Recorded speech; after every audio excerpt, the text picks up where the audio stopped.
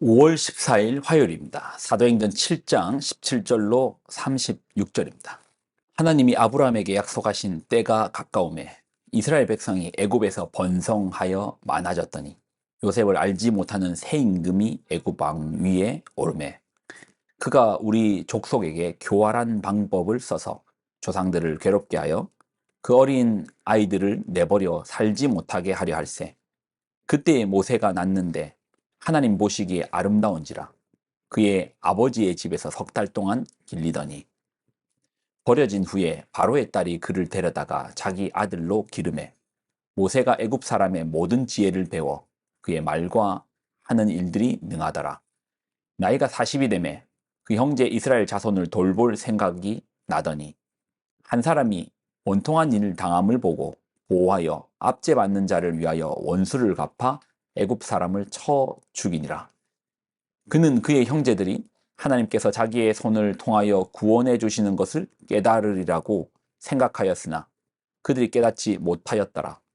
이튿날 이스라엘 사람끼리 싸울 때에 모세가 와서 화해시키려 하여 이르되 너희는 형제인데 어찌 서로 해치느냐 하니 그 동물을 해치는 사람이 모세를 밀어뜨려 이르되 누가 너를 관리와 재판장으로 우리 위에 세웠느냐 내가 어제는 애굽 사람을 죽인과 같이 또 나를 죽이려 하느냐 하니 모세가 이 말 때문에 도주하여 미디안 땅에서 나그네 되어 거기서 아들 둘을 낳으니라. 40년이 참에 천사가 시내산 광야 가시나무 떨기 불꽃 가운데서 그에게 보이거늘 모세가 그 광경을 보고 놀랍게 여겨 알아보려고 가까이 가니 주의 소리가 있어 나는 내 조상의 하나님 즉 아브라함과 이삭과 야곱의 하나님이라 하신데 모세가 무서워 감히 바라보지 못하더라. 주께서 이르시되 내 발의 신을 벗으라. 내가 서 있는 곳은 거룩한 땅이니라. 내 백성이 애굽에서 괴로움 받음을 내가 확실히 보고 그 탄식하는 소리를 듣고 그들을 구원하려고 내려왔노니 이제 내가 너를 애굽으로 보내리라 하시니라.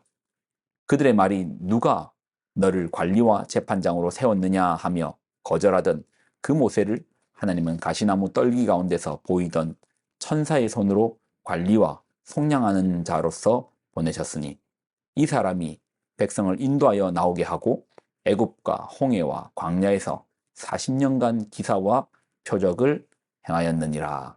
아멘. 기도하겠습니다. 하나님 주신 말씀 속에서 깊은 섭리 하나님의 일하심을 바라봅니다. 우리가 일희일비히 하지 않고 하나님의 관점으로 하나님의 시간으로 바라보게 하여 주옵소서. 영광을 드립니다. 예수님의 이름으로 기도드립나이다. 아멘. 지금 저희는 스데반의 설교를 보고 있습니다. 스데반 설교를 보면 하나님의 그 일하시는 깊은 섭리를 발견할 수 있거든요. 어제는 아브라함이 하나님의 말씀을 쫓아서 가나안 땅으로 왔습니다. 아니 그 땅에 왔으면 빨리 땅을 주셔야죠. 그런데 하나님은 아브라함에게 땅을 주시지 않습니다. 약속만 하십니다. 그리고 400년 동안 하나님 그 약속이 이루어지는 400년 동안 아브라함의 후손 아브라함과 이삭과 야곱이 이스라엘로 이름을 바꾸죠. 이스라엘의 후손이 400년 동안 객이 되어 괴로움을 당할 것이다 라는 섭리를 말씀하셨어요. 그래서 메소포타미아 지역에서 가나안에서 애굽으로 오는 과정을 이제 설명을 한 겁니다. 이 모든 과정 속에서도 물 흐르듯 흘러가는 섭리가 있었다는 겁니다. 우리 개인에게는 요셉의 아픔, 형제간의 갈등, 또 억울함, 종살이, 가뭄 이런 사건으로만 보이겠지만 이 모든 계획 속에 하나님의 일하심이 있더라. 이것이 바로 하나님의 섭리다라고 나눴습니다. 자, 오늘 본문을 보면 요셉이 애굽 땅에서 종리의 시간을 보내고 이스라엘 백성들이 점점 늘어났습니다. 남의 나라에서 점점 늘어나고 힘도 없고 너무 좋은 거 아닙니까? 꼬리로 있지 않고 머리로 있는 거 좋지 않습니까? 그렇지만 하나님의 섭리는 뭐죠? 그들이 거기서 왕 되는 겁니까? 주인 되는 겁니까? 아니잖아요. 객으로 있다가 종의 자리로 떨어져야 되겠죠. 그래서 하나님께서 예비하신 것은 요셉을 알지 못하는 새 임금이 애굽 왕위에 오릅니다. 자, 이 사건은 당시에 이제 남쪽에 있었던 새로운 이집트의 새로운 세력이 온 거예요. 그러니까 왕이 단순히 바뀐 게 아니고 같은 나라에서 왕이 바뀐 게 아니고 새로운 아예 왕조가 들어섰고 새로운 나라가 이집트를 통치한 것입니다. 그리고 와서 보니까 히브리인들이 너무 많은 거예요. 그전에는 친정권 중심이었는데, 얘들 봐라. 앞정권에 이들은 충성했던 사람들인데 우리한테 반역을 하면 우리가 힘들어지겠다. 그래서 종살이를 시키는 겁니다. 하나님 섭리대로 이제 종의 자리로 떨어지기 시작하는 거야. 종의 자리로 떨어지기 시작하는 겁니다. 19절 보면 18절 19절 요셉을 알지 못하는 새 임금이 애굽 왕위에 오르매 그가 우리 족속에게 교활한 방법을 써서 조상들을 괴롭게 하여 그 어린 아이들을 내버려 살지 못하게 하려 할세. 하나님 섭리대로 400년간 이제 괴로움의 시기가 온 것입니다. 그 시기가 흐르고 흐르고 흐르고 그러면 계속 괴로우니까 계속 괴로움으로 있습니까? 종이니까 종으로 있습니까? 아니요. 하나님의 섭리는 종의 자리에서 그들을 괴롭히는 나라를 벌하시는 하나님의 일하심도 있잖아요. 그 섭리로 이제 넘어가야죠. 어떻게 넘어갑니까?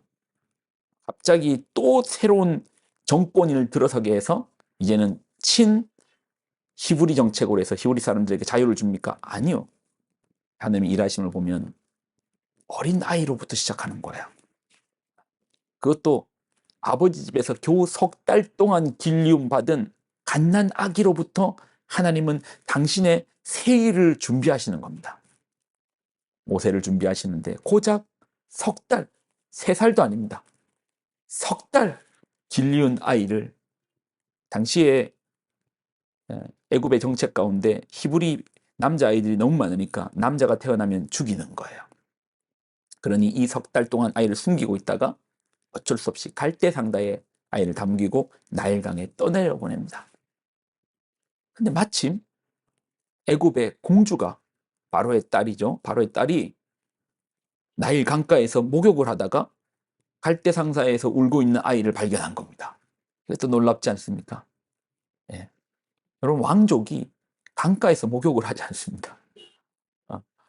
당시 종들이 얼마나 많은데 히브리 종만 해도 몇 명입니까? 물 떠와서 데펴서 따뜻한 물에서 욕조에서 목욕을 하지 나일 강가에서 목욕하지 않습니다. 하나님 섭리 가운데 그 시간에 그 순간에 그때에 하나님께서 바로의 딸로 하여금 모세를 키우게 합니다. 모세는 왕궁에서 지혜를 배우고 또 애굽 사람들의 가르침들, 말과 일들을 배웁니다. 거기서 능력을 키웠어요. 하나님 쓰시기 위해서 능력을 키우신 거예요. 하나님 그렇게 허락하여 주신 겁니다. 그러니 우리가 무언가를 배우는 시기에 하나님 쓰임받기 위해서 잘 배우셔야 됩니다. 열심히 하는 시기에 열심히 하셔야 됩니다. 하나님 어디에서 어떻게 어떤 방향으로 무엇으로 쓰실지 모릅니다. 그러니 주님 나 쓰시기에 참 아름답도록 편하시도록 주인 쓰시기에 편하시도록 하나님께서 바로의 딸을 통해서 궁궐로 보내신 이유가 있지 않겠습니까? 거기에서 배워야 할 것들 또 익혀야 될 것들이 있었습니다. 그래서 모세는 잘 배웠어요. 자, 그리고 이제 자기 능력이 출중해졌잖아요. 다 히브리 백성들은 종인데 유일하게 히브리인으로 왕족으로 지금 가르침을 받았지 않습니까? 그러니까 자기 힘도 있고 능력도 있고 그러니 모세가 자기 백성을 생각하면서 자기 백성이 노예로 사는 것들을 구출하기 위하여서 일을 하기 시작합니다. 그런데 하나님 섭리는 참 놀라워요. 모세가 자기 힘을 믿고 자기 능력으로 하려고 할 때 사건과 사건을 통해서 결국 자기 백성에게 이런 말을 듣게 합니다. 누가 너를 관리와 재판장으로 우리 위에 세웠느냐?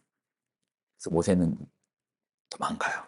그리고 또 40년, 왕궁에서 40년, 또 광야에서 40년, 이제 80의 나이가 되었습니다.